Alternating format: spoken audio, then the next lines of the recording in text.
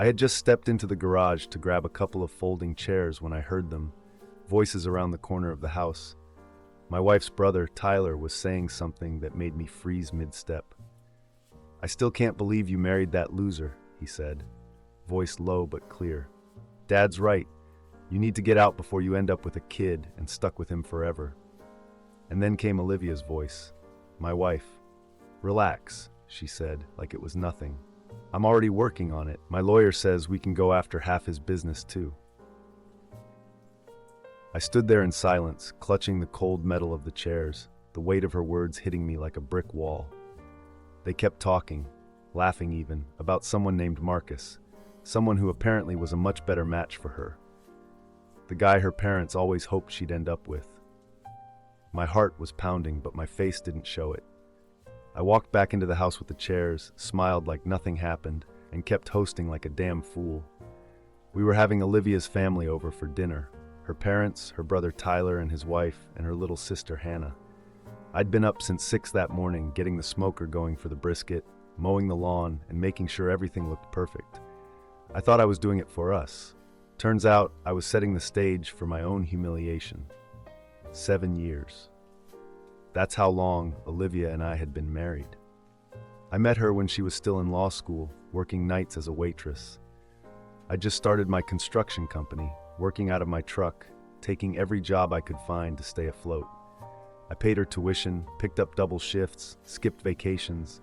She graduated, landed a job at a big firm, and suddenly I wasn't good enough anymore. Not that she ever said it, but her family sure did.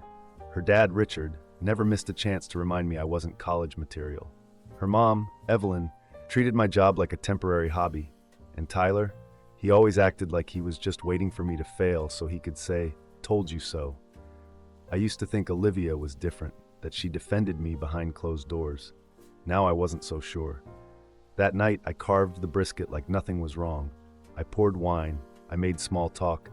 Olivia sat across from me, acting like the perfect hostess, smiling, laughing, reaching out to touch my hand when her mom complimented the food. And the whole time, all I could think about was what she'd said outside. "I'm already working on it. My lawyer says we can take half his business too." After dinner, she kissed my cheek and said, "You're such a great husband."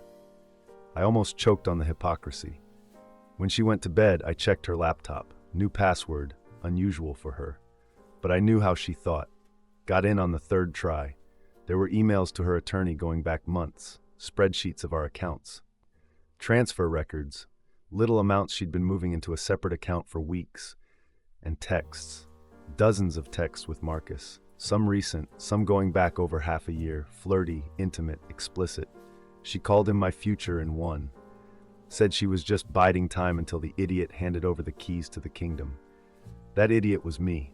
I didn't sleep that night, didn't sleep the next either. But somewhere in the middle of it all, I stopped being shocked. I stopped being sad. I just got focused. If she wanted a war, fine. But she had no idea who she was dealing with. The morning after I read those emails and texts, I got up before Olivia's alarm went off. She stirred a little, reached for me half asleep, and mumbled something about needing more coffee today. I kissed her forehead and told her I'd pick up her favorite latte after my morning meeting. She smiled, completely unaware that everything had changed. I drove to the coffee shop near my office, but didn't go in. Instead, I parked around the corner and made 3 calls. My accountant, my business partner, and a divorce attorney recommended by a friend who'd been through something similar. Every call felt like a step toward regaining control. First stop was my accountant, Neil. We met at a quiet table in the back of the cafe. Neil's a straight shooter, former IRS guy, not someone who panics easily. But the moment I told him what Olivia had planned, his expression changed. "James," he said, lowering his voice, "I think you need to see this." He pulled out his laptop and showed me a set of financial documents Olivia had recently requested from him under the pretense of helping prepare for an investor pitch. Nothing alarming on the surface, but Neil had flagged it in case something didn't sit right. She'd been trying to get estimates of the business valuation, ownership percentages, tax records, everything someone might use in court to argue for a share of the business. I spent the next 2 hours going through everything with Neil. documenting every legitimate transaction, creating clean trails for the paperless deals we'd done early on when I was still building the company out of my garage. We wrote up memos explaining why we moved funds the way we had, how each dollar had been accounted for. I was laying the foundation to prove that this company, my company, was mine alone. By the time I walked out of the coffee shop, I felt 10 pounds lighter and 20 years older. That afternoon, I stopped by the bank. A comment Tyler had made at dinner had stuck in my head, something about their parents helping Olivia when the time comes. It gnawed at me. I had to know. Sure enough, when I met with our financial advisor, she confirmed it. Olivia had applied for a home equity line of credit against our house, without telling me. The paperwork had made it halfway through the approval process before I showed up and shut it down. She'd tried to borrow $150,000 against a house that I paid for with premarital savings and renovated with my own two hands. I moved half of the funds from our joint savings into a separate account, exactly the amount I had contributed. Petty? Maybe. But less than she was planning to take. That evening, I got home before Olivia and pretended to be in a good mood. I cooked dinner, played music, poured her a glass of wine. She acted normal. Asked how my day went. I told her busy but productive. She smiled, nodded, and kept checking her phone. After she went to bed, I stayed up and did something I never imagined I'd do. I installed 2 small audio recorders, one in the living room, one in the home office. Perfectly legal in our state since it's my house too. Not something I was proud of, but this wasn't just about heartbreak anymore. This was about protecting everything I'd worked for. At 2 a.m., I sat in the kitchen, lights off, listening to the hum of the refrigerator and wondering how long Olivia had been playing this game. How many times she'd looked me in the eye while planning to gut me in court. The betrayal burned hot, but beneath it was a cold, sharp clarity. This wasn't going to be an emotional outburst. No yelling, no drama. Olivia was expecting me to lose it so she could play the victim. But I wasn't giving her that. I wasn't going to break. I was going to build something better, with her lies as the foundation for her own undoing. 2 days later, I met Kayla, Olivia's younger sister, for coffee. She'd texted me out of the blue, saying she needed to talk. We'd always gotten along fine, but we weren't exactly close. Still, something in her message felt different. Urgent. We met at a small cafe near her grad school campus. Kayla looked nervous, eyes darting around like she was afraid of being seen. She sat down across from me, fingers fidgeting with the edge of her cup. "I don't know how to start this," she said quietly, "but I can't keep pretending I don't know." That got my attention. She took a breath and continued. "I know about Olivia, about Dominic, about what she's planning. I overheard her on the phone with Tyler weeks ago. At first I thought it was just venting, but then she slipped, said something about how she'd earned a payout after all these years, that she deserved more than just being the wife of a contractor." I stared at her for a moment, unsure what to say. Part of me wanted to play dumb, but the exhaustion of carrying this weight alone cracked through. "I already know," I said. "I've seen the texts, the lawyer emails, the bank account, everything." Kayla's shoulders slumped. "I thought so. You've looked different lately, quieter, focused. I wanted you to know, I'm not part of this. I never agreed with how they treated you.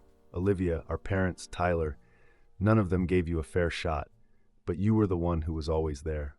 I nodded slowly. "So why tell me this now?" She looked down at her hands. "Because it's wrong, all of it. And because I was there, that weekend at the lake house, when Olivia and Dominic snuck off. I saw them. I didn't say anything, because I thought maybe it was a mistake. But then she bragged about it during Christmas, said she had to play nice with you for a few more months until the timing was right. It felt like a punch to the gut all over again.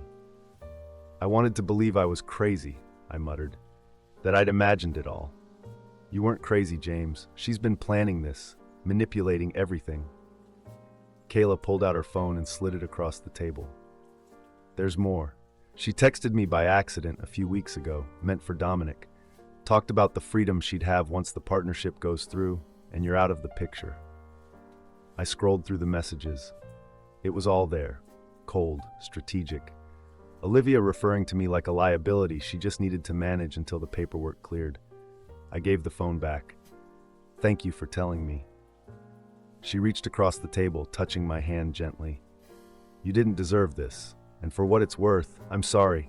I've always admired what you built. You gave her everything, and she threw it away for someone like Dominic." That night I got home and cooked dinner like nothing had happened. Olivia walked in late, blaming traffic, and kissed me on the cheek. She chatted about her day, poured herself a glass of wine, and laughed at some meme on her phone. She didn't notice me watching her. She never did.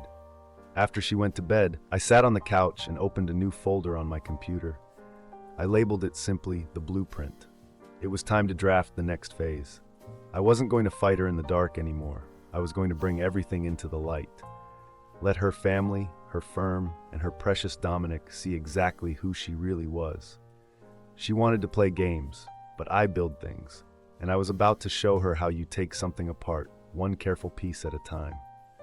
The next morning, I began laying the groundwork for what I knew had to be done. Revenge wasn't the goal anymore. Not really. It was clarity, closure, and if Olivia and her family thought I was going to just hand over everything I built while they danced on the ruins, well, they were about to learn otherwise.